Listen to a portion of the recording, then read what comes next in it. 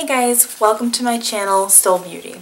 So today I am talking about my top 10 tips for transitioning to a plant-based diet.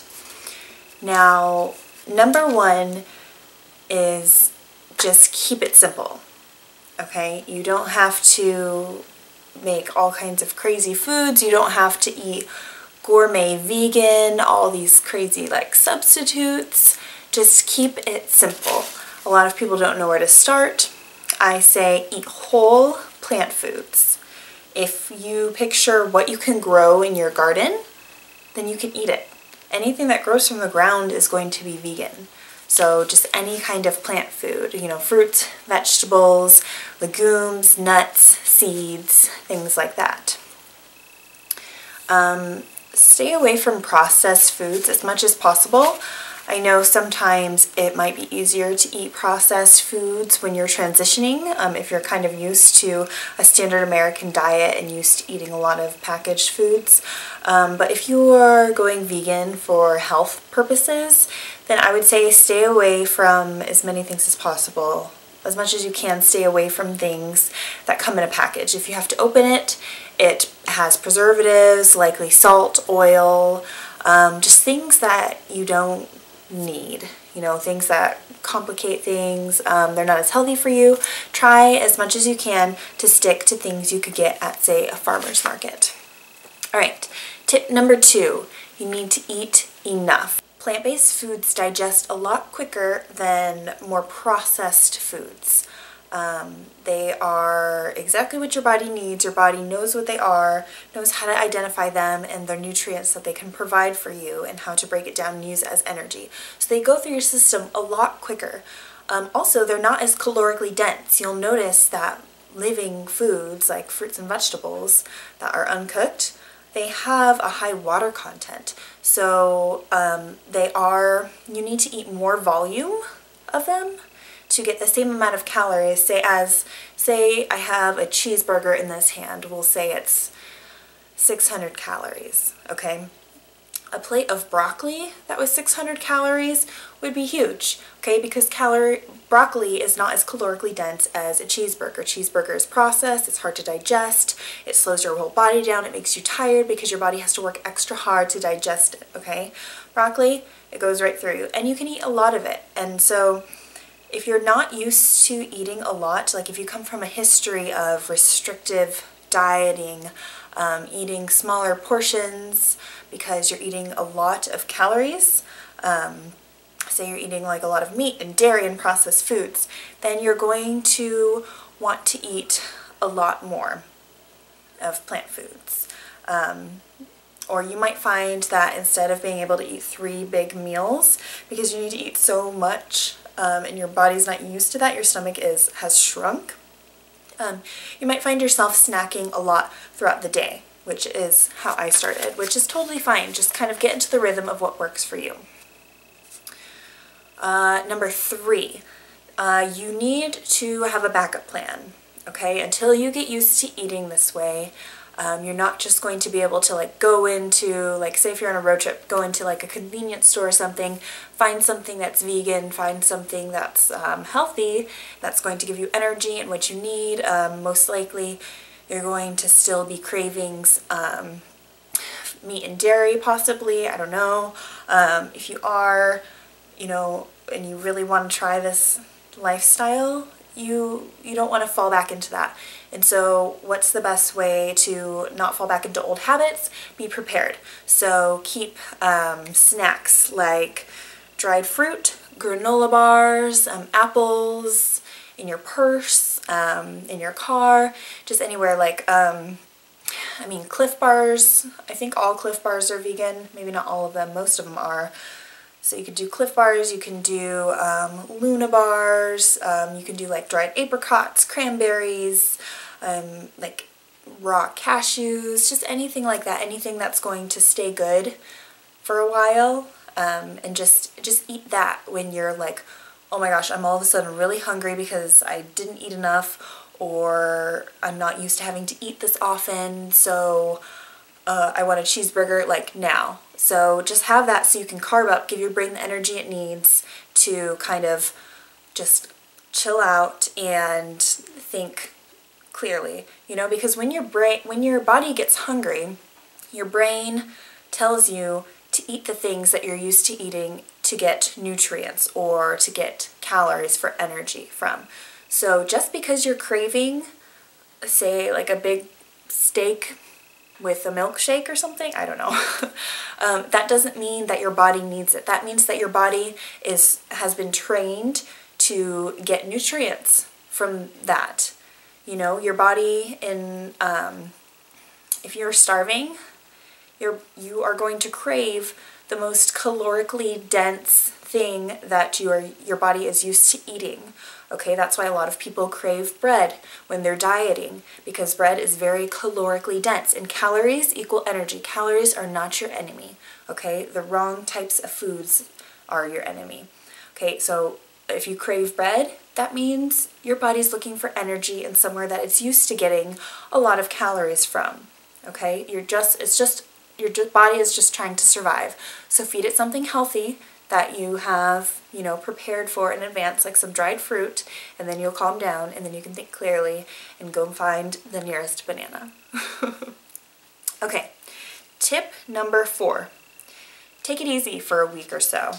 A lot of times you can actually experience withdrawal symptoms when you're coming from a past of eating a lot of processed foods, or even if you're not, if you're coming from eating dairy and meat.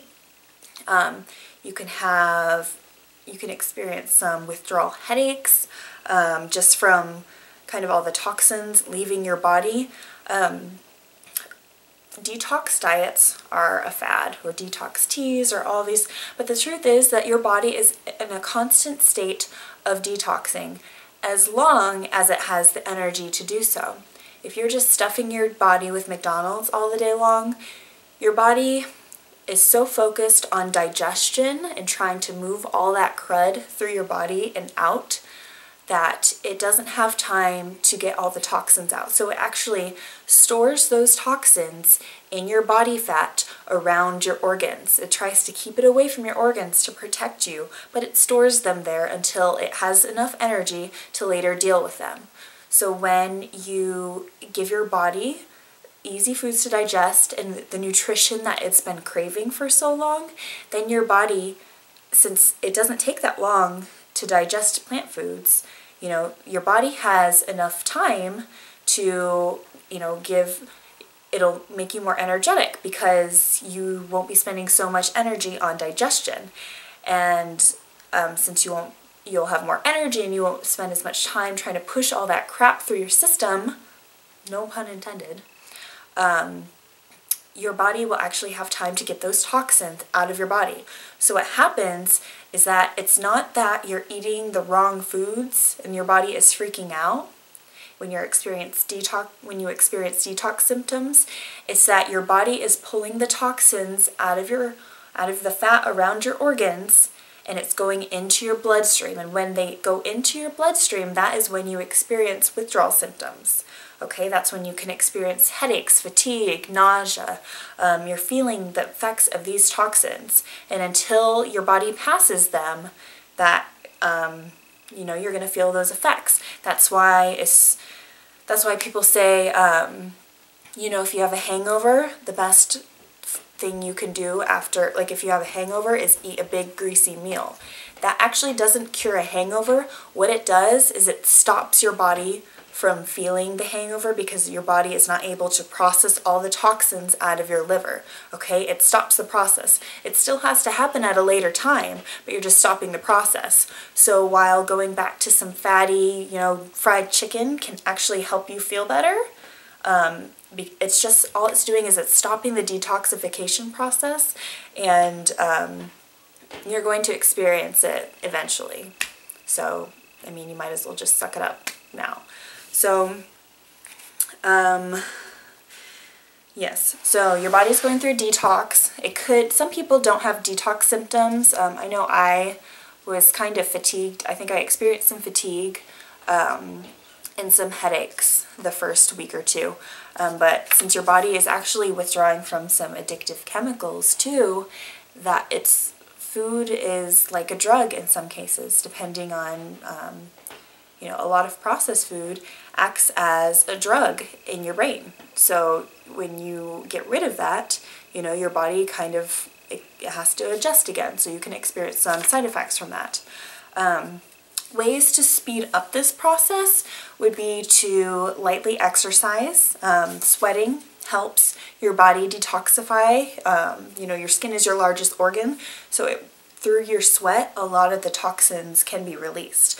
So if you go for like a light jog, you don't want to go crazy, especially if you're not feeling great, but just, like a light jog here and there, or if you can go to a sauna and help sweat it out.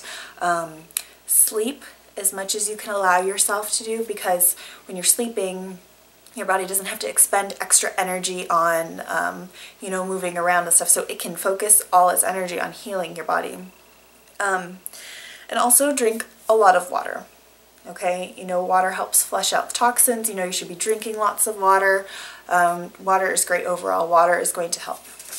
Okay, number 5 is motivation, which is a huge one, especially if you are doing this all alone. You don't have anyone close to you that is going vegan with you.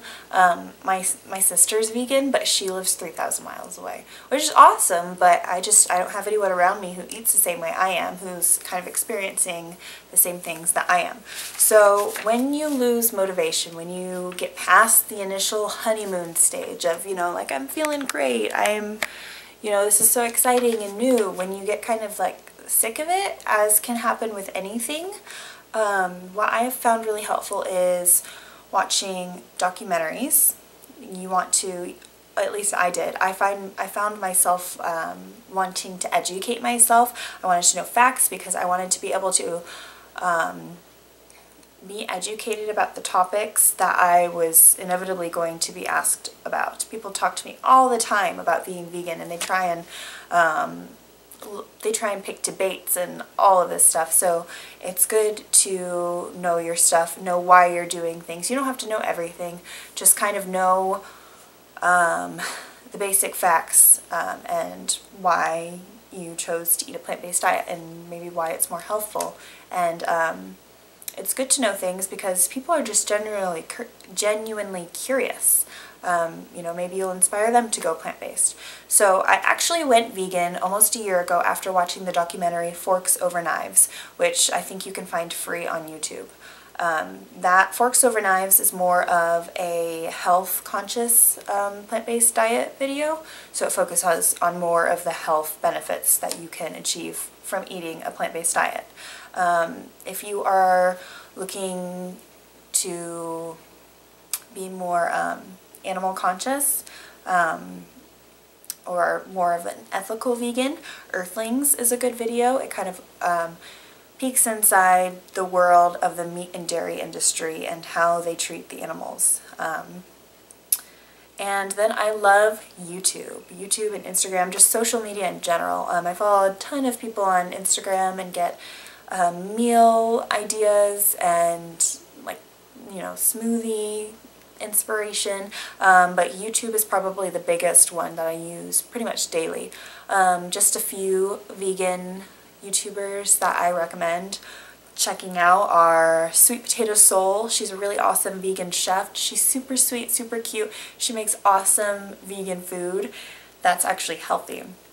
Nina and Randa, they're twins. They grew up vegan. They're really cool. They eat kind of a different vegan diet than I do. They eat more of Starch Solution by John McDougall, which basically is just starches, like vegetables and potatoes are basically their staples. I eat more of a fruit-based diet, but again, it's vegan, it's plant-based, it's healthy, it doesn't matter. It's just a different variation, but they're really great to check out. And also Freely the Banana Girl. She I think is one of the people who inspired me to check out veganism. I think she was probably the first vegan on YouTube that I watched, and she gave me the most information about veganism. And once I found her channel, I just went back and watched all of her videos. So definitely check her out. Alright, number 6, cooking for your significant other. Okay, my husband is not vegan. He does not often attempt to cook for himself, and I love to cook, so I cook for my husband, and I will make him vegan meals to share with me, and he really likes them. But I also cook him what he likes, which is meat and dairy. You know, that's a tough subject because some people refuse to cook meat and dairy, or just handle it, or just purchase it. But at the same time, you know, I think you have to value human relationships over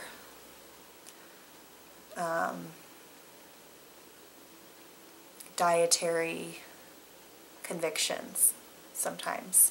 And in this case, that is what I'm doing with my husband. So I do, though, make sure to buy as ethically sourced as I can when I'm buying meat and dairy for him. So I'll buy organic, grass-fed, free range, no antibiotics, local if possible, fair trade, all those things, because I really believe in the cause of being respectful to every living being. I don't see anything, it's just a cause that I really believe in. So some things that I cook for myself and my husband together are tacos. Sometimes I cook him meat too. I'll get like ground turkey or something, or ground chicken, but I cook that separately and add the taco seasoning in. But what I do is I put like the beans, vegetables, rice, like onions, garlic, all kinds of things in like one big pan. And that's kind of like the bulk of my, and sometimes like quinoa or something. That's kind of like the bulk of my taco. And then I cook him some meat on the side and some cheese if he wants to. I don't cook that, but I'll put it out. So tacos are a really great option. Actually, any Mexican food, really, like any Mexican restaurant, can really accommodate vegans really well. Chili. Chili is a great one. I have chili in my fridge right now. Like, I just make a giant pot of it with, vegetables, beans.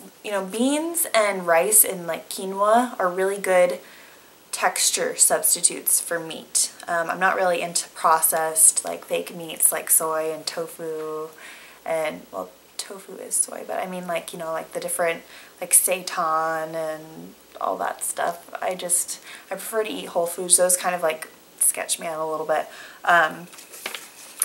So yeah, and then also like stir fry, just like a bunch of vegetables. And one of my staples is to get frozen vegetables like in the bags. Like I get frozen broccoli and frozen vegetable medleys and stuff, because they're super easy to just kind of cut open, throw into a skillet, chop up some other vegetables, maybe make a tomato sauce or something.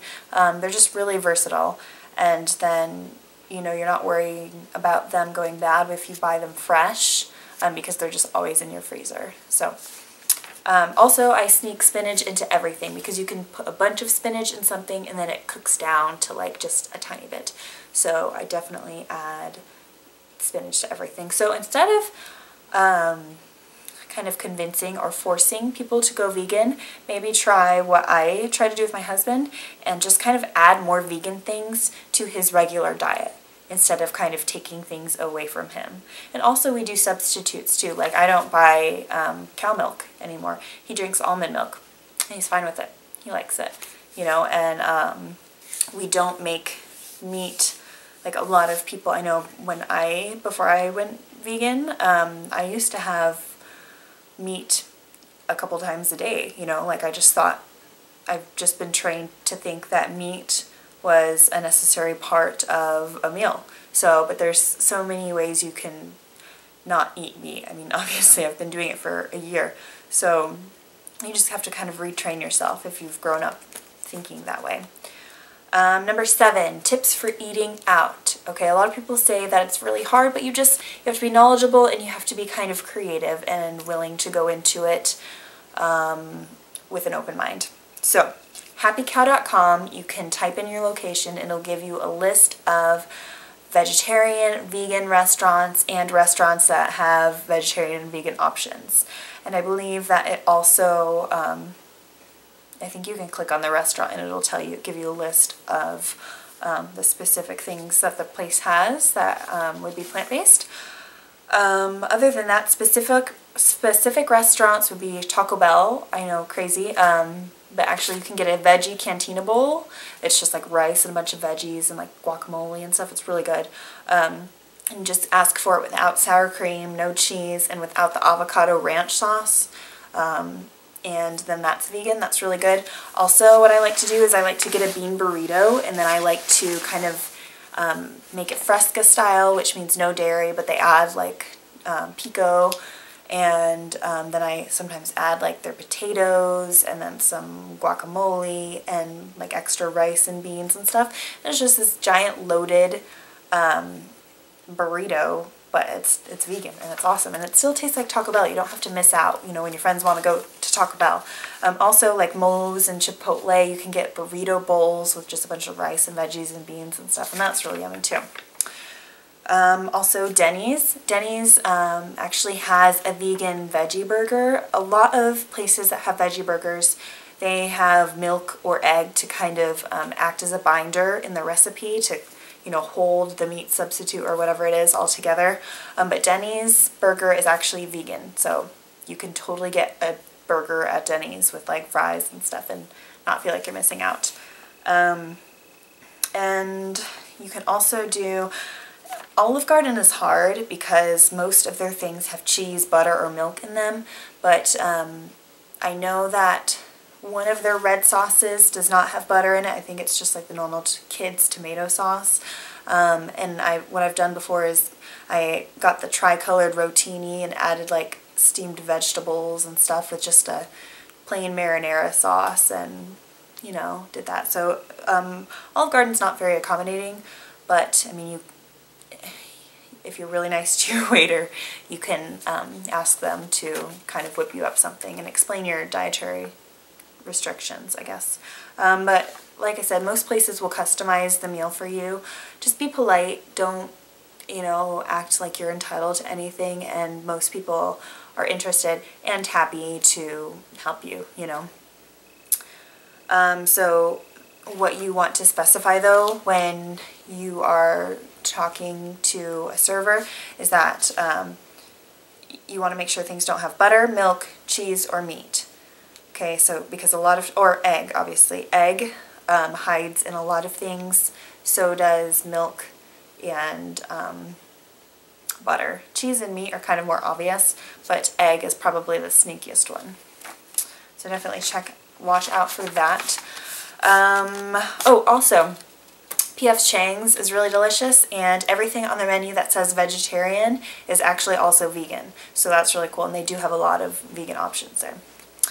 Alright, so vegan substitutes, like if you're craving cheese or meat or just what you're normally used to eating, and you're just not feeling, you know, fruits and vegetables that day, that's fine. You know, do what you need to do.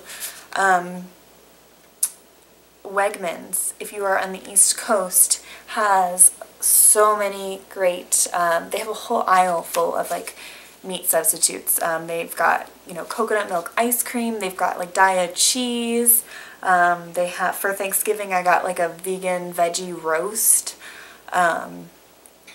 they have like vegan hot dogs, they've got everything that you could wish for. I'm not really a fan of like all the fake things, I think they taste kind of weird, but I mean some of them actually taste pretty normal, I guess. Whole Foods is another really good one. They're very accommodating. Most places have Whole Foods. Even Walmart. Walmart has some things too. My favorite veggie burgers are the Morningstar garlic quinoa ones. You have to read the back. Again, read ingredients on your foods when you buy them if they're in a package. Most of the Morningstar ones contain milk and eggs, but that's the only vegan one, I believe. But they're really good. Even my husband loves them. Let's see. Oh, for cheese also, there is this stuff called nutritional yeast, and it's yeast that's cultured on like cranberry juice or something, I believe. I'm sorry, correct me if I'm wrong. But it's just like these yellow yeast flakes, which sounds kind of gross, but it has this cheesy, nutty taste, which is really good. I sprinkle it on my dinner, on like my veggies, on my pasta, all the time. And it's also fortified with vitamin B12, which is something that you need to supplement with if you're vegan, and often even if you're a meat eater, but nobody talks about that. So I think instead of taking a pill, I just sprinkle some cheese on my dinner, and that's delicious. Oh, and then for like milk substitutes, there are so many plant-based milks now. There's like almond milk, hemp milk, coconut milk, cashew milk, which is actually surprisingly good in coffee. I don't really drink any of them straight up. I put them in things, use them in cereal or just my coffee or something. But they actually, the brand Silk Almond Milk has a really good chocolate milk that tastes good, and I like that one straight up. Oh, and also butter. You can use coconut oil if you're baking, or even if you just want to spread it on toast or something. And that's a direct substitute. So if your recipe calls for half a cup of butter, use half a cup of coconut oil. And Earth Balance is a really good butter substitute. It's just oil based, and it's really delicious, and it tastes just like butter, so that's really good. Number 9, read ingredients. It's really important to read ingredients because so many things are hiding in the ingredients of your food, and you may never know just by looking at them that they are not vegan. Some things to watch out for are casein, which is a milk protein. Gelatin, which is made from pig's hooves. It's in a lot of like gummies and Jell-O. Whey is a milk protein, again, that's in a lot of things. A lot of non-dairy creamers, even, I believe it's casein that is the milk ingredient, and then they say non-dairy, but it doesn't mean that they're vegan, so watch out for that too. Let's see, so number 10, be informed. Get yourself informed, read some books, read some articles, watch some videos. You want to know why you're a vegan, because if you're just kind of playing around, then when the first time you're tempted, you're gonna be like, oh, whatever. Like I don't need to eat vegan. I don't even know why I'm doing this. This was just a fun experiment. So really knowing why you're vegan, knowing the benefits of veganism, how you're helping your health, others around you, the animals, the planet, just everything, is a really good tool to use. Knowledge is a really good tool to use when it comes to temptation. People are going to ask you questions, like I mentioned before. Everyone asks me questions. Wherever I go, I just get random questions about veganism. And, you know, if you don't know what you're talking about, people aren't going to take you seriously. I mean, it's just that simple. Are you an ethical vegan? Are you a dietary vegan? Whatever you are, it's a lifestyle. It's not just a diet. I mean, I have people tell me all the time, like, oh, you can eat this, right? Like, oh yeah, I forgot it has a little bit of sour cream in it, but you know, just if you just wanted to stop being vegan for a day, then you know, you could try it. I mean, if it were that easy, then I don't know. People just don't understand why being vegan is important to me, I suppose. But that's why I make it a lifestyle, because it affects everything that I do, really.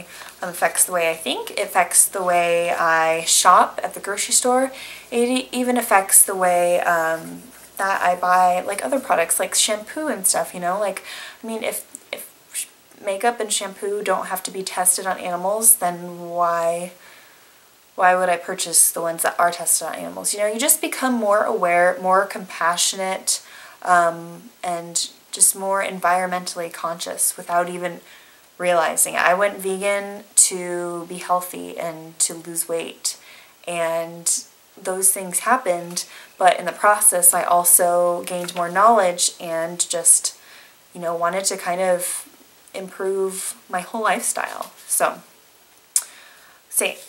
some of the health benefits that I have experienced going vegan, and that you will probably too experience going vegan, are I have more energy. Like I was saying before, my body is not using so much energy on digesting all these processed meat and dairy foods that digest really slowly and that are void of water. You know, things just, my body uses it and then gets rid of what it doesn't need really quickly. So I've got lots of extra energy to spend on, you know, being happy and alert and alive.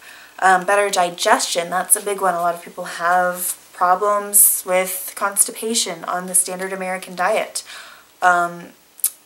Just to put it bluntly, the vegan diet is very high in fiber and water-rich living foods, so chances are you're not going to have a problem with that. Your skin's appearance. You are more hydrated because of the water-rich foods that you're eating. All of the nutrients in the foods are, you know, working, they're antioxidants, they're improving your skin's texture, your skin's appearance. A lot of people have had improvement or complete healing of their acne on this diet.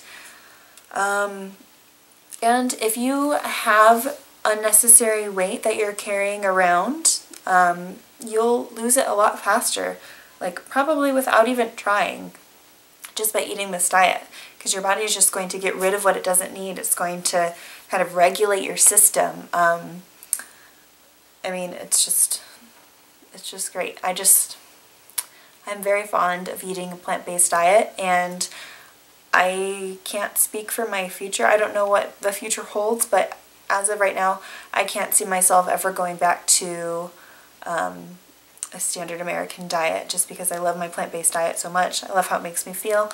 I love how much smaller my footprint is on the earth, how I'm not contributing to animal pain and suffering, and I think it's great. So let me know if you have any questions in the comments below. I would love to answer them. Let me know if you like these kind of videos or not. I know I normally do beauty videos, but with this channel, I changed my channel name. I kind of want it to be a lifestyle channel. You know, I don't want to put myself in a box and just do beauty videos. I want to kind of show you and talk with you about everything in my life, everything that I am passionate about and feel is important. So I really hope you enjoyed this video and you got some good tips. Let me know down in the comments below which one was your favorite tip, or if you haven't gone vegan yet, what you think is going to be the hardest part for you about going vegan. And I'll try and get back to all of your comments. So if you haven't yet, please press the subscribe button so you can see more videos like this if you enjoyed it. And I hope you have a wonderful day, and good luck going vegan if that is what you plan to do, and let me know how it goes. Thanks for watching, guys. I will see you in my next video.